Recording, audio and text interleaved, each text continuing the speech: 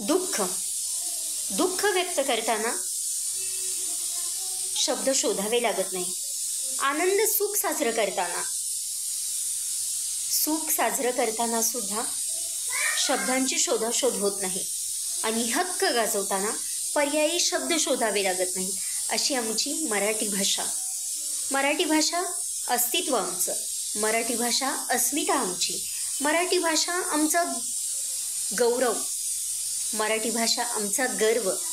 संत ज्ञानेश्वर महाराज, संत तुकाराम महाराज आणि छत्रपती शिवाजी महाराज यांची सुद्धा भाषा तीच होती. हां, भले बोलण्याची पद्धत, टोन त्या त्या काळानुसार असू दे, आध्यात्मिक मार्गातले ते मायबोली असू दे, पण त्यातला जिव्हाळा, ती रांगडी भाषा तीच होती.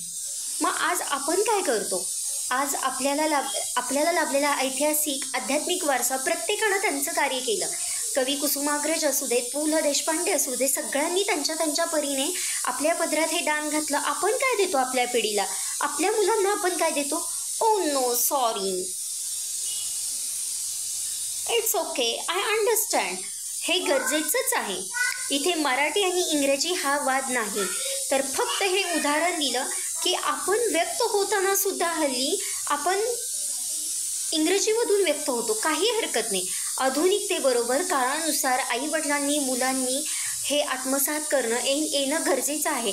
पण आज आपली परिस्थिती अशी झालेली आहे का की आपल्या मुलानं इंग्रजीतल्या एखाद्या शब्दाचा अर्थ आपल्याला विचारावा, मुलानं किंवा मुलीनं, की मराठीत याला काय म्हणतात, तर आपल्याला भ्रमणध्वनी मोबाईलमध्ये सर्च शोधून सांगावं लागतं की ह्या शब्दाला असं, किंवा एखादं पुस्तक आपल्याला पानं पलटावी लागतात.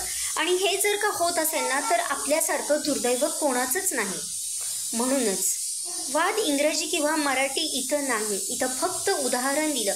काळानुसार आपल्याला चालायचं आहे. इंग्रजी आत्मसात करायचं आहे किंवा अन्य भाषा सुद्धा करा तुम्ही प्रगतीच्या दृष्टीने, पण आपलं जे मूळ आहे मराठी भाषा, कारण इथे कसलंच बंधन नाही आहे. आणि हा जो मराठीचा गोडवा आहे ना, तो गोडवा शब्दात सांगताच येणार नाही किंवा मांडताच येणार नाही. तुम्ही, मी, आपण प्रत्येकजण अनुभवत असतो. फक्त गरज आहे तो टिकवून ठेवण्याचा आणि आपल्या मुलांना, आपल्या पुढच्या पिढीला आपण तो द्यायचा. कारण आपण जर का तो जपला, आपण जर का तो गोडवा जपला, तो वारसा जपला, तरच उद्या आपली मुलं, हां, भले त्यांनी अमेरिकेत, लंडन, UK, USA, स्वित्झर्लंड कुठेही जाऊ देत, पण माय मराठी, मातृभाषा विसरता कामा नये. म्हणूनच जेवढं जपता येईल तेवढं मराठी भाषेला जपूया, मराठी भाषेच्या अस्मितेला जपूया आणि हा वारसा असाच पुढे चालू ठेवूया. माझ्याकडून आपणाला आजच्या मातृभाषा मराठी भाषेच्या गौरव दिनाच्या हार्दिक शुभेच्छा.